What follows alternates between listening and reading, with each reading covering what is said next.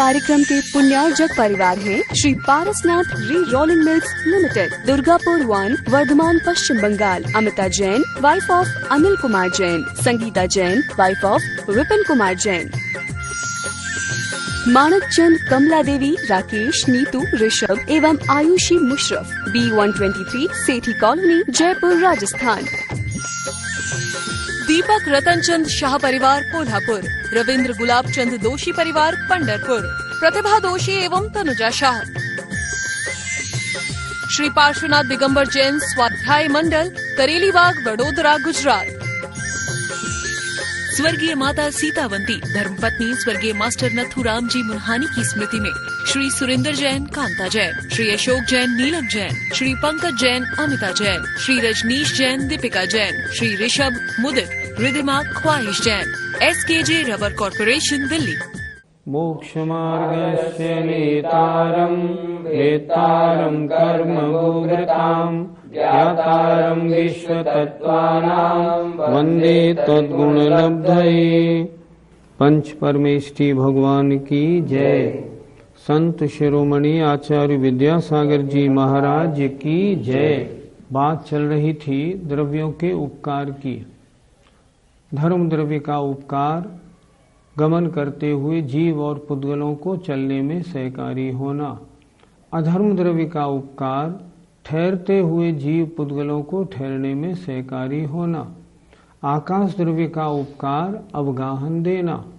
पुद्गल द्रव्य के विभिन्न उपकारों की चर्चा हो गई और जीव द्रव्य के परस्परोपग्रहो जीवानाम की चर्चा हुई। अब प्रसंग पड़ता है काल द्रव्य का उपकार क्या है। आचार्य क्या लिख रहे हैं, देखें जरा। वर्तना परिणाम क्रिया परत्वा परत्वे च कालस्य। वर्तना परिणाम क्रिया परत्वा परत्वे च कालस्य। बोलिए। वर्तना परिणाम क्रिया परत्वा परत्वे च कालस्य। सूत्र को जरा, इस पंचम अध्याय में एक यही सूत्र कड़ा है। हम जब बच्चों को अपने संस्थान में पढ़ाते हैं तो सब यही कहते हैं ये सूत्र कड़ा है, बाकी पांचवा अध्याय बिल्कुल सरल है। लेकिन नहीं, सूत्र सरल है, समझते हैं। काल द्रव्य दो प्रकार का है, एक निश्चय काल द्रव्य और एक व्यवहार काल द्रव्य। निश्चय काल द्रव्य की परिभाषा, स्वयं परिणमन करते हुए द्रव्यों में जो परिणमन में सहकारी हो वह वर्तना लक्षण वाला निश्चय काल द्रव्य है। और उस परिणमन को कहना ये व्यवहार काल द्रव्य है, घड़ी, घंटा, दिन, महीना आदि। इस सूत्र में दोनों काल द्रव्यों के उपकार बताए हैं। पहला लिखा है वर्त, सूत्र का अर्थ जरा देखें। वर्तना परिणाम क्रिया परत्व अपरत्व च माने और अन्य काल द्रव्य के उपकार हैं। फिर एक बार देखें जरा। वर्तना परिणाम क्रिया परत्व और अपरत्व आदि काल द्रव्य के उपकार हैं। इसमें जो वर्तना उपकार है ये निश्चय काल द्रव्य का है। परिणाम क्रिया परत्व और अपरत्व ये व्यवहार काल द्रव्य के उपकार हैं। कैसे समझते हैं थोड़ा। निश्चय काल द्रव्य का उपकार क्या है? स्वयं परिणमन करते हुए द्रव्य को परिणमन में सहकारी होना, ये काल द्रव्य का उपकार बिल्कुल ठीक है। अब आते हैं व्यवहार काल द्रव्य का उपकार। परिणाम, आत्मा में राग द्वेष आदि परिणाम होना, या कोई स्थिर वस्तु है उसमें जो परिणमन प्रति हो रहा है, पुरानी पर्याय का नाश, नई पर्याय की उत्पत्ति रूप जो भी परिणमन है वह भी काल द्रव्य का उपकार है। क्रिया, क्रिया करती हुई, गमन आदि करती हुई, जैसे उंगली में ये जो परिणमन हो रहा है, ये परिणमन यद्यपि धर्म द्रव्य का उपकार है पर इसमें काल द्रव्य का भी उपकार है। तो क्रिया जहां हो रही है वो काल द्रव्य का उपकार है। परत्व बड़ापना, अपरत्व छोटापना, ये 20 वर्ष का बड़ा भाई है, ये 16 वर्ष का छोटा भाई है, ये व्यवहार काल द्रव्य का ही तो उपकार है। तो ये निश्चय काल द्रव्य और व्यवहार काल द्रव्य, ये काल द्रव्य के उपकारों की चर्चा इस सूत्र में है। चा से क्या लेना? जैसे मान लो बटलोई में चावल पक रहा है, तो चावल पहले सूखा हुआ कच्चा था, अब पका, ये किसका उपकार है? ये भी काल द्रव्य का उपकार है। आदि बहुत से काल द्रव्य के उपकार होते हैं। एक बार फिर समझें, सूत्र जरा कड़ा है। वर्तना, स्वयं परिणमन करना, ये प्रत्येक द्रव्य की अपनी योग्यता है। तो द्रव्य अपनी योग्यता से प्रति समय परिणमन करता है, उसके परिणमन में सहकारी होना वर्तना है, ये निश्चय काल द्रव्य का उपकार है। अगर काल द्रव्य ना हो तो यह उपकार, यह परिणमन नहीं हो पाएगा, लेकिन ऐसा होता नहीं। जो हमारे अंदर परिणमन हो रहा है, इस परिणमन में कितने काल द्रव्य के परमाणु सहकारी हैं? आपका ये शरीर जितने प्रदेशों में स्थित है, उतने प्रदेशों में जितने कालाणु हैं, वे सभी कालाणु आपके परिणमन में सहकारी हैं। जो अखंडित द्रव्य होता है ना, उस अखंडित द्रव्य में, जो अखंडित द्रव्य होता है, उस अखंडित द्रव्य में एक परमाणु भी पूरे में परिणमन करा सकता है। पर हमारे इस शरीर के परिणमन कराने में क्योंकि बहुत सारी चीजें हैं, इसलिए जितने काल द्रव्य के अणु हैं हमारे इन प्रदेशों में, वे सब हमारे परिणमन में सहकारी हैं। पंडित जी, अलोकाकाश में काल द्रव्य नहीं है, फिर वहाँ परिणमन कैसे होता है? जो अखंडित या अभिन्न द्रव्य होता है, उसके एक भाग में परिणमन होने से पूरे द्रव्य में परिणमन माना जाता है। जैसे मान लो एक 10 फुट लंबी कोई लोहे की सरिया है, उस लोहे की सरिया के एक सिरे पे हम कुछ करें तो वो परिणमन पूरे 10 फुट की लोहे की सरिया में माना जाएगा कि नहीं? माना जाएगा। उसी तरह पूरा आलोकाकाश एक तरह से अखंडित है ही। अब उसके लोकाकाश वाले हिस्से में परिणमन हो रहा है, तो वह परिणमन पूरे आकाश द्रव्य में माना जाएगा कि आकाश द्रव्य में परिणमन है। मान लो आज भारत में पूरा भारतवर्ष अखंडित राज्य है, यदि उसके किसी गांव में अगर कोई कांड होता है तो वो पूरे भारत को हिलाता है कि नहीं हिलाता? हिलाता है। उसी प्रकार एक अखंडित द्रव्य के एक हिस्से में होने वाला परिणमन, देखो ये कमरा इतना बड़ा है, अगर इसके एक कोने में हम कील ठोकें तो क्या वो कील से सारे कमरे में परिणमन है या नहीं? अगर आपके शरीर के एक हिस्से में एक कांटा लगे तो पूरा शरीर महसूस करता है कि नहीं? करता है। उसी तरह अगर अखंडित द्रव्य है और उसके एक भाग में परिणमन है तो पूरे द्रव्य में परिणमन माना जाता है। प्रश्न है, पुद्गल का लक्षण क्या है?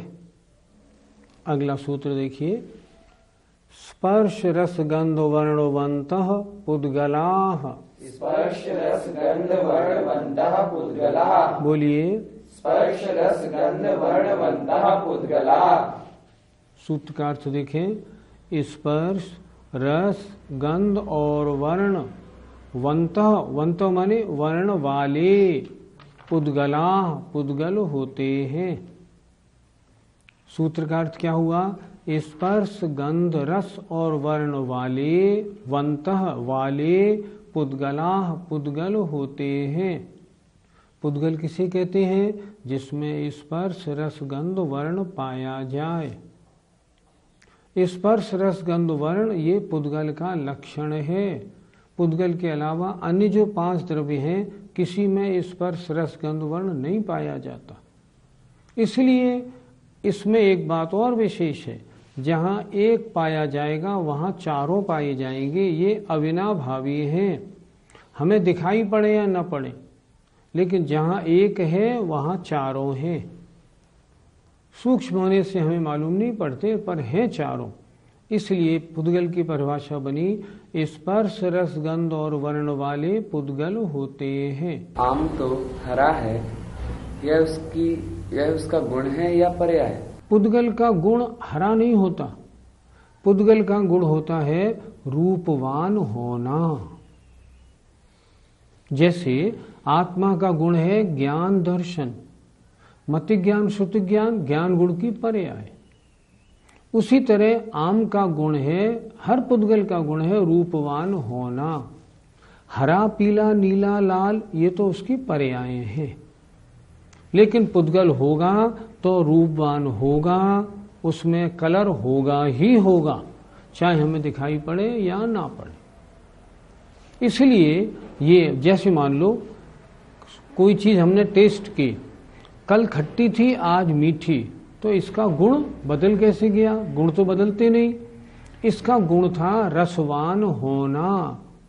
अब रसगुण की पर्याय कल मीठी थी आज खट्टी हो गई, या कल खट्टी थी आज मीठी हो गई। तो पुद्गल जो होंगे उनमें स्पर्श रस गंध वर्ण पाए ही जाएंगे, क्योंकि ये उसका लक्षण है। आइए अगला सूत्र देखते हैं कि पुद्गल द्रव्य की पर्याय, किन किन पर्यायों में हमें पुद्गल देखने को मिलते हैं। शब्द बंध, बोलिए। शब्द बंध, सूक्ष्म स्थौल्य, सूक्ष्म स्थौल्य, संस्थान, संस्थान, भेद तमश्छाया, भेद तमश्छाया, तपोद्योतवन्तश्च, तपोद्योतवन्तश्च। बोलिए। शब्द बंध, सूक्ष्म स्थौल्य, संस्थान, भेद तमश्छाया, तपोद्योतवन्तश्च। सूत्र देखें। पुद्गल इन शक्लों में, इन पर्यायों में हमें दिखाई पड़ते हैं, या जहां ये है वह पुद्गल की पर्याय है। ये पुद्गल द्रव्य की पर्याय है। क्या मतलब? शब्द, शब्द है पुद्गल की पर्याय है। बंध, एक में एक का जो बंध होता है ना, ये पुद्गल की पर्याय है। सूक्ष्म और स्थौल्य, महीनपना और मोटापना, ये पुद्गल में होता है, अन्य में होता नहीं। भेद, टुकड़े पुद्गल के होते हैं। अंधकार, ये पुद्गल की पर्याय है। छाया, प्रतिबिंब, मैंने हाथ यूं किया, ये छाया जो है ये पुद्गल की पर्याय है। आतप, आतप का मतलब गर्म प्रकाश, जो आपको देखने में आंखों को अच्छा नहीं लगे, उसे कहते हैं आतप, ये पुद्गल की पर्याय है। उद्योत, आंखों को अच्छे लगना, अच्छा लगने वाला प्रकाश, ये पुद्गल की पर्याय है। तो पुद्गल इन पर्याय वाले होते हैं। इनके बहुत सारे भेद हैं, वो आप तत्वार सूत्र के अन्य किताबों से आप देख लेना। पाठशाला में ज्यादा विशेष विवरण हम नहीं करते, हम संक्षेप में समझाते। फिर एक बार देखें जरा, शब्द, तरह तरह के जो शब्द होते हैं ये पुद्गल की पर्याय हैं। बंध, बंधना बहुत प्रकार का होता है, लेकिन जहां बंध होगा वो पुद्गल की पर्याय होगी। सूक्ष्म और स्थूल, सूक्ष्मपना और स्थूल माने मोटापना, ये पुद्गल की पर्याय है। संस्थान, आकार, आकार किसमें होगा? पुद्गल होगा तो आकार होगा, नहीं तो नहीं होगा। भेद माने टुकड़ा, टुकड़े किसके होते हैं? पुद्गल के होते हैं। टुकड़े बहुत तरह के होते हैं। तम माने अंधकार, छाया माने प्रतिबिंब या परछाई, आतप माने आंखों को अरुचिकर ऐसा गर्म प्रकाश, और उद्योत माने ठंडा चंद्रमा का रोशनी, ये सब पुद्गल की पर्याय हैं। पहले बताया पुद्गल का लक्षण क्या है, और अब ये बता रहे हैं पुद्गल इन फॉर्म में, इन पर्यायों में हमको दृष्टिगोचर होते हैं, इन सबको पुद्गल की पर्याय मानना चाहिए। इस तरह सूत्र दिया। हम लोगों ने जब द्रव्य संग्रह पढ़ा था ना, तब क्या पढ़ा था? सद्दो बंदो सोमो थूलो संठान भेद तम छाया उज्जोदादव सैया पुद्गल दवस्त पर जाया। वहां भी आचार्य नेमचंद्र महाराज ने द्रव्य संग्रह में भी इनको पुद्गल की पर्याय बताया है। अर्थात पुद्गल इतनी फॉर्म्स में हमको मिलता है और ये सब पुद्गल की पर्याय हैं। अन्य लोग इनको पुद्गल की पर्याय नहीं मानते, ये उनका भ्रम है। सर्वज्ञ देव ने इनको जैसा लिखा है वैसा ही मानना योग्य है। पुद्गल की पर्यायों की चर्चा हो गई। अब पुद्गल के भेद कितने हैं यह अगले सूत्र में आचार्य कह रहे हैं। अणवः स्कंधाश्च, अणवः स्कंधाश्च, बोलिए। अणवः स्कंधाश्च। पुद्गल के दो भेद हैं, अणवः माने अणु और स्कंध। पुद्गल के टुकड़े करते जाओ, जो ऐसा लास्ट टुकड़ा हो कि जिसके और टुकड़े ना हो सकें उसे कहते हैं अणु। और दो या दो से अधिक अणु मिल जाएं तब क्या बनता है? स्कंध। पुद्गल के दो भेद हुए, अणु और स्कंध। कितने अणुओं का स्कंध हमारे उपयोग में आता है? जो संख्यात अणु का स्कंध होता है, जो असंख्यात अणु का वो स्कंध होता है, वो हमारे उपयोग में नहीं आता। हमारे उपयोग में जितने भी स्कंध आते हैं सब अनंत अणु के स्कंध हैं। मतलब जो वर्गणाएं हमारे उपयोग में आती हैं वे वर्गणाएं सारी की सारी अनंत अणु वाली हैं। संख्यात और असंख्यात अणु वाले स्कंध या वर्गणाएं हमारे प्रयोग में आती ही नहीं। जैसे मान लो मैदा का एक टुकड़ा है। मैदा सबसे महीन होती है जिन वस्तुओं का हम उपयोग करते हैं। तो मैदा का जो एक सबसे महीन टुकड़ा है उसमें भी अनंत अणु होते हैं। इस तरह संख्यात और असंख्यात अणु का स्कंध हमारे उपयोग में नहीं आता। हमारे उपयोग में जितनी भी चीजें आती हैं सब अनंत अणुओं के स्कंध हैं। पंडित जी, एक अणु या स्कंध में कितने रूप, रस, स्पर्श, गंध आदि होते हैं? प्रश्न बहुत ठीक है आपका। देखो, एक अणु में एक रूप, एक रस, एक गंध और दो स्पर्श। ध्यान से सुनना। एक रूप, एक रस, एक गंध और दो स्पर्श, 5 गुण। लेकिन कोई स्कंध हो उसमें एक रूप, एक रस, एक गंध और 4 स्पर्श। अंतर क्यों पड़ा? ध्यान से सुनिए जरा। एक रूप, एक रस, एक गंध अणु में, स्पर्श दो कौन से? एक तो स्निग्ध रूक्ष में से एक और शीत उष्ण में से एक। हल्का भारी, कड़ा नरम, ये जो दो स्पर्श के 4 गुण हैं ये स्कंध के हैं। ये परमाणु में होते ही नहीं। इसलिए परमाणु में स्पर्श 2, या तो स्निग्ध रूक्ष में से एक या शीत उष्ण में से एक। इस तरह 5। अच्छा, स्कंध में एक रूप, एक रस, एक गंध और 4 स्पर्श। हल्का भारी में से एक, रूखा चिकना में से एक, कड़ा नरम में से एक और ठंडा गर्म में से एक। इस प्रकार परमाणु या अणु और स्कंध में जो गुण पाए जाते हैं उनमें थोड़ा सा फर्क है, वो हमें ध्यान में रखना चाहिए। पंडित जी, पंडित जी, पुद्गल की कितने प्रकार की वर्गणाएं होती हैं और हमारे काम में कितने प्रकार की वर्गणाएं आती हैं? पुद्गल की वर्गणा 23 प्रकार की होती हैं। वर्गणा किसे कहते हैं? परमाणुओं के समूह को वर्गणा कहते हैं। वर्गणा 23 प्रकार की होती हैं। उनमें से हमारे काम में 5 प्रकार की वर्गणा आती है। पहली वर्गणा नोकर वर्गणा या आहार वर्गणा, उससे शरीर बनता है।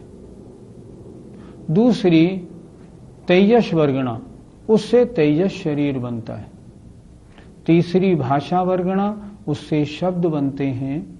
चौथा मनोवर्गणा, उससे द्रव्य मन बनता है। और 5वीं कार्बण वर्गणा, जिससे कर्म बनते हैं। 5 वर्गणा हमारे काम में आती हैं। शेष 18 प्रकार की वर्गणा हमारे उपयोग में नहीं आती। पंडित जी, पुद्गल की 5 प्रकार की वर्गणाएं होती हैं ऐसा आपने बताया, तो क्या सभी प्रकार की वर्गणाएं हमारे देखने में आती हैं? मैंने ये नहीं बताया कि 5 प्रकार की वर्गणाएं होती हैं। मैंने ये बताया पुद्गल की वर्गणाएं 23 प्रकार की होती हैं। उनमें हमारे काम में 5 प्रकार की आती हैं। याद रखो ठीक तरह। उन 5 वर्गणाएं, उनमें से देखो आहार वर्गणा हमें दिखती है, ये आहार वर्गणा से बना शरीर, जितने शरीर हमको दिखते हैं सब आहार वर्गणा।